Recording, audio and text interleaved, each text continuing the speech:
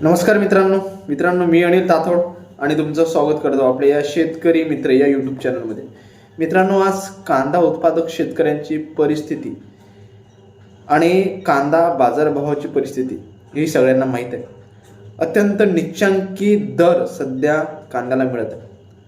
सध्या जर कांद्यातून उत्पादन घ्यायचं असेल, त्यातून जर चांगलं उत्पन्न मिळवायचं असेल तर एकच गोष्ट करावी लागेल, ती म्हणजे आपला उत्पादन खर्च हा कमी. कारण बाजारभाव काय मिळेल, मार्केटमध्ये कांद्याला काय बाजारभाव मिळतील, ही गोष्ट आपल्या हाती आज मित्रांनो राहिली नाही. मागच्या वर्षी उन्हाळी कांदा शेतकऱ्यांनी एप्रिल महिन्यात मे महिन्यात कांदा उत्पादक शेतकऱ्यांचा निघाला. शेतकऱ्यांनी 5-6 महिने कांदा आपला स्टोर करून ठेवला.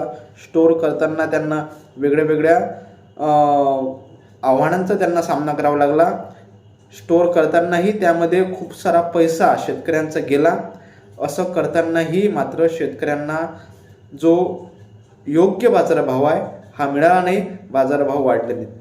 म्हणून आता यावर्षी ही शेतकऱ्यांची आणि कांदा उत्पादक आणि त्या कांदा बाजार भावाची मित्रांनो परिस्थिती काही बदलत नाही आहे. सध्या महाराष्ट्रात जे सरासरी कांदा बाजार भाव आहे हे 1000 रुपयांच्या आत आहे.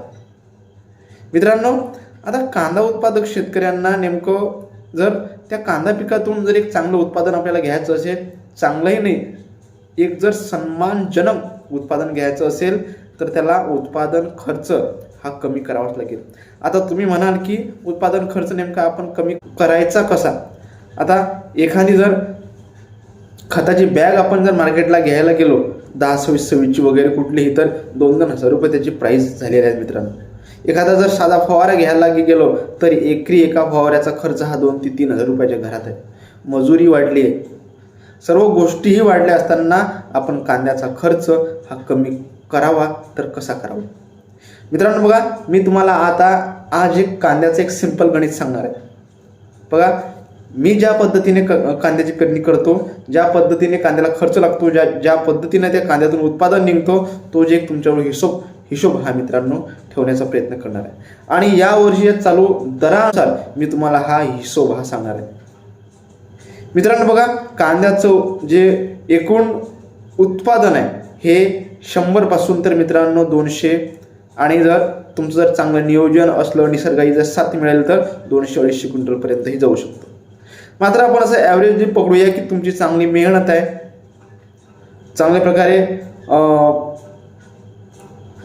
कांद्यावर तुम्ही मेहनत केलेली आहे, तर तुम्हाला 150 क्विंटलपर्यंत उत्पादन हे होऊ शकतं. आता कांद्याची तुम्ही जी पुनर्लागवड न करता कांद्याची पेरणी केलेली आहे. आता कांद्याची पेरणी केल्यानंतर तुम्ही त्याला एक कितीकही मित्रांनो 3 ते 4 तुम्ही त्याच्या फवारण्या, 3 त्याला खताचे डोस दिले, ह्या सर्व गोष्टी केल्यानंतर तुम्हाला जो पेरणी केलेला कांदा आहे त्याला एक मित्रांनो 40,000 ते 45,000 रुपयापर्यंत खर्च हा येतो. फारच झालं तर 50,000, मात्र 50,000 रुपयापर्यंतही तुम्हाला पेरणी केलेल्या कांद्याला खर्च हा येत नाही. आज मित्रांनो मार्केट अत्यंत निच्चांकी स्तरावर आहे कांद्याचे.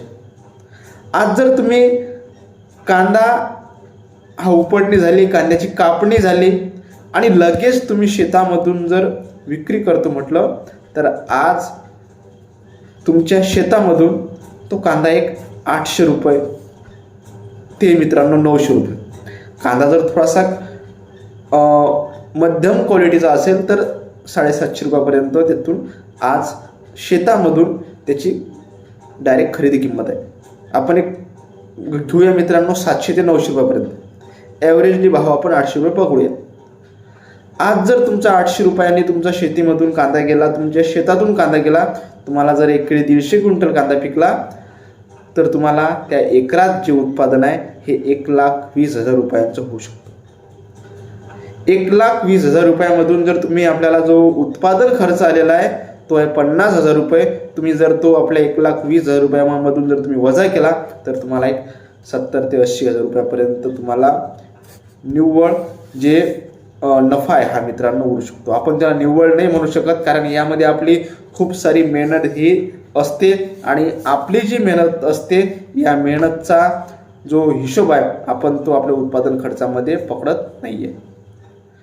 म्हणून मित्रांनो, तुम्ही जर अशा पद्धतीनं जर कांद्याची लागवड केली तर तुम्हाला एक 70-80 हजार रुपयापर्यंतचं नफा एक 4 ते 5 महिन्यामधून कांदा पिकामधून मिळू शकतो. आपण जर मित्रांनो जी रोप टाकून पुन्हा लागवड करतो त्या कांद्याला बराचसा खर्च आहे. मी जर ती लागवड मित्रांनो केलेली नाही आहे, आतापर्यंत ही मी पेरणी केलेल्या कांद्यातूनच जी आहे ते डायरेक्ट कांद्याची पेरणी केलेली आहे. पण जे शेतकरी रोप टाकून पुनर्लागवड कांद्याची करतात ते सांग की या पद्धतीपेक्षा पुनर्लागवड केलेल्या पद्धतीमध्ये कांद्याचा खर्च हा डबल आहे. खूप सारी त्या कांद्याला मजूर लागते. काही शेतकरी सांगतात की 1 लाख रुपयापर्यंत एकरी त्याचा खर्च हा कांदा विकेपर्यंत आहे. आणि याच्यामध्ये एकच फायदा असतो, तो म्हणजे कांद्याची टिकवण क्षमता ही चांगली असते. मला तरी असं वाटते. मात्र काही शेतकऱ्यांचं मत याच्या उलट असू शकते. ह्या गोष्टी झाल्यानंतरही जो उतार आहे हा सारखाच लागतो. त्या शेतकऱ्यांनाही चांगल्या पद्धतीने जर कांदा आला असेल तर एकरी 150-200 क्विंटलपर्यंत येतो किंवा ॲव्हरेजली 100-150 पर्यंत उत्पादन मिळतं. कांदा मागच्या आपण 1-1.5 वर्षात पाहत आहे, कांदा 5-6 महिने जर ठेवला तरीही कांद्याचे बाजारभाव वाढत नाही आहे. असं असताना त्या शेतकऱ्यांना नफा तर जाऊ द्या, जो उत्पादन खर्च लागलेला आहे तो पण निघणं सध्या कठीण झालेलं आहे. मित्रांनो बघा, सध्या कांद्याच्या बाजारभावाची परिस्थिती बघता हा एक विषयला की नेमकं आजच्या परिस्थितीत कांदा उत्पादक शेतकऱ्यांनी जर कांदा पिकामधून जर नफा घ्यायचा असेल, एक सन्मानजनक नफा घ्यायचा असेल तर कोणत्या पद्धतीचा वापर केला पाहिजे, हाच विषय डोक्यात ठेवून हा आजचा व्हिडिओ बनवण्याचा मित्रांनो उद्देश होता. तुम्हाला याविषयी काय वाटते? खरोखरच ही पद्धत योग्य आहे का? सर्व शेतकऱ्यांनी ही पद्धत अवलंबली पाहिजे का? या पद्धतीत पण मित्रांनो काही दोष असू शकतात. ते दोष काय असू शकतात हे तुम्ही आपल्याला नक्की कमेंट बॉक्समध्ये कळवा. व्हिडिओ आपल्या अधिकाधिक जे आपले कांदा उत्पादक शेतकरी आहेत त्यांच्याजवळ नक्की शेअर करा. आणि चॅनलला जर तुम्ही आपल्या अजूनही सबस्क्राईब केलेले नसेल तर आपल्या चॅनलला कृपया सबस्क्राईब करून नक्की घ्या. धन्यवाद.